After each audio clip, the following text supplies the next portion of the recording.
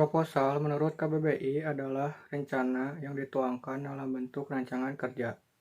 Sedangkan menurut Rifki, proposal adalah suatu bentuk rancangan kegiatan yang dibuat dalam bentuk formal dan standar.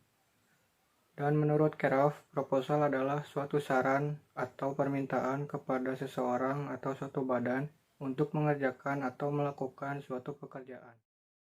2. Jenis-jenis proposal. Apa saja jenis-jenis proposal? Yang pertama, proposal bisnis.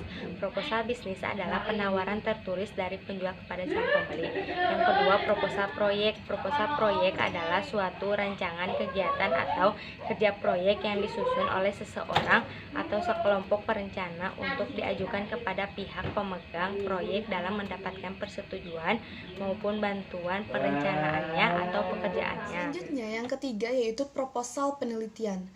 Proposal penelitian ini sering sekali kita jumpai dalam bidang akademis. Nah, proposal penelitian ini digunakan untuk melakukan riset dan penelitian terhadap suatu ilmu pengetahuan.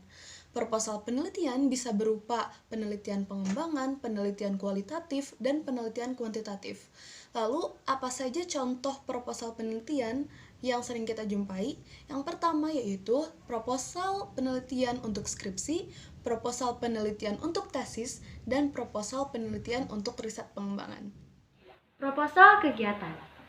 Proposal kegiatan adalah rencana yang dituliskan ke dalam sebuah rancangan kerja yang dibuat sebelum dilaksanakannya kegiatan untuk memperoleh sponsor acara dan izin pelaksanaan. 1. Ruang lingkup kegiatan. Kegiatan yang diusulkan harus dijelaskan batas-batasnya, membatasi ruang lingkup persoalan kegiatan, sekurang-kurangnya memberi 2 manfaat. Dapat lebih terlihat oleh pengusul duduk persoalan dari kegiatan yang akan dilakukannya. Bagi penerima usul, suatu deskripsi yang konkret dan jelas akan lebih mudah pula dilihat kebaikan dan kelemahannya, baik pengusul maupun penerima usul. Masing-masing akan menguji masalah itu dari ruang lingkup dengan bahan-bahan literatur yang ada.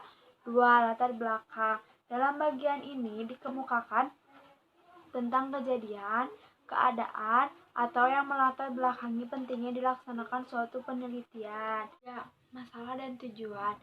Secara rinci dan spesifik, kita perlu menyebutkan masalah dan tujuan-tujuan kegiatan.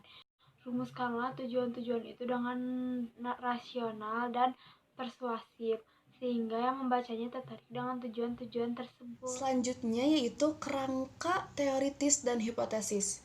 Dalam hal ini dikemukakan telaah terhadap teori-teori dan hasil penelitian-penelitian sebelumnya yang telah dirumuskan pada suatu masalah.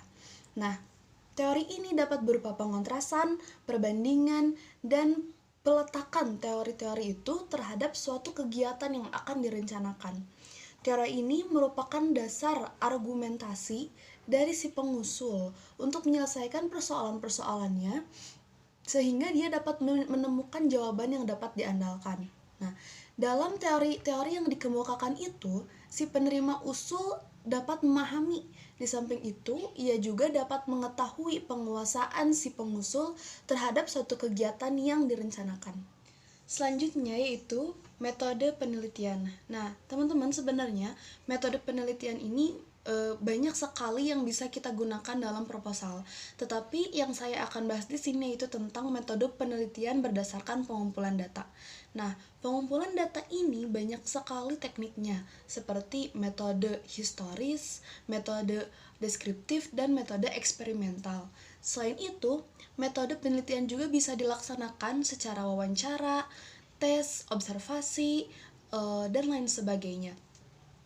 Nah, pada metode penelitian ini, kita harus menggunakan metode yang tepat agar si penerima usul semakin yakin pada rencana kegiatan yang akan kita laksanakan. Nah, dalam pengumpulan data dalam metode ini harus juga disertai dengan pengolahan data berdasarkan rencana yang akan dilaksanakan. Pelaksana kegiatan. Susunan personalia adalah faktor yang diperhitungkan oleh penerima proposal. Tuliskanlah personalia yang dapat diandalkan untuk mengerjakan pekerjaannya. Bila perlu, lengkapi dengan pendidikan dan keahlian mereka. Fasilitas. Fasilitas yang ada akan lebih menekankan biaya sehingga kalkulasi biaya yang disodorkan akan lebih murah daripada menyewa dari pihak lain. Pengusul perlu menggambarkan berbagai macam fasilitas untuk meyakinkan penerima usul bahwa pengusul benar-benar serius atas tawarannya. Keuntungan dan kerugian akan lebih meyakinkan jika dikemukakan keuntungan dan kerugian yang akan diperoleh. Hal ini akan meyakinkan penerima usul bahwa biaya yang akan dikeluarkan tidak akan sia-sia dengan biaya yang akan diperoleh. Keuntungannya dapat bersifat keuntungan yang memang langsung diharapkan, keuntungan sampingan, penghematan, dan sebagainya. Akan lebih simpatik jika dikemukakan juga kerugian atau hambatan yang akan diperoleh nantinya. Badan yang memberi pekerjaan akan lebih percaya akan kejujuran pengusul dalam mengerjakan pekerjaan tersebut. Lama waktu. Dalam proposal harus dijelaskan lama waktu pekerjaan itu akan diselesaikan.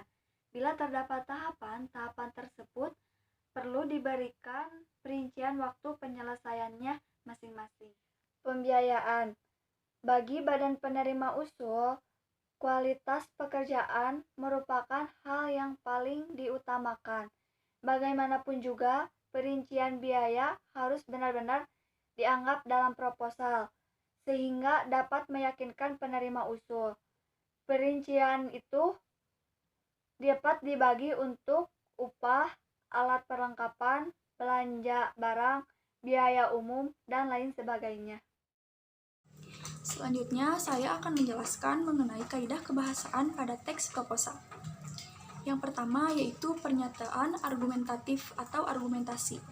Fungsi dari argumentasi pada proposal yaitu bertujuan untuk menjelaskan fakta dan hal menarik mengenai proposal yang kita buat supaya pendengar atau pembaca proposal menyetujui proposal yang kita ajukan. Yang kedua yaitu pernyataan persuasif.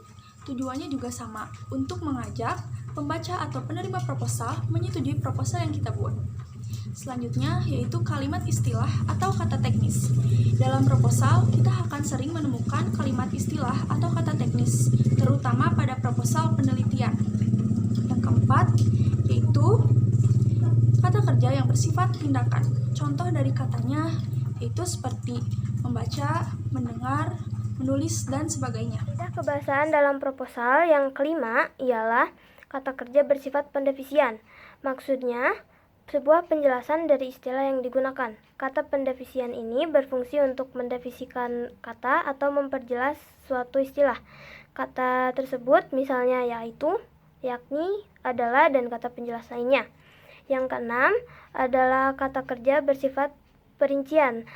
Kata kerja bersifat perincian adalah kata-kata yang memperjelas pembahasan proposal secara rinci agar lebih mudah dipahami. Contohnya pertama, kedua, ketiga, selain itu, dan lainnya. Yang ketujuh ialah kata kerja bersifat keakanan. Contoh dari kata kerjanya adalah akan, diharapkan, dan direncanakan.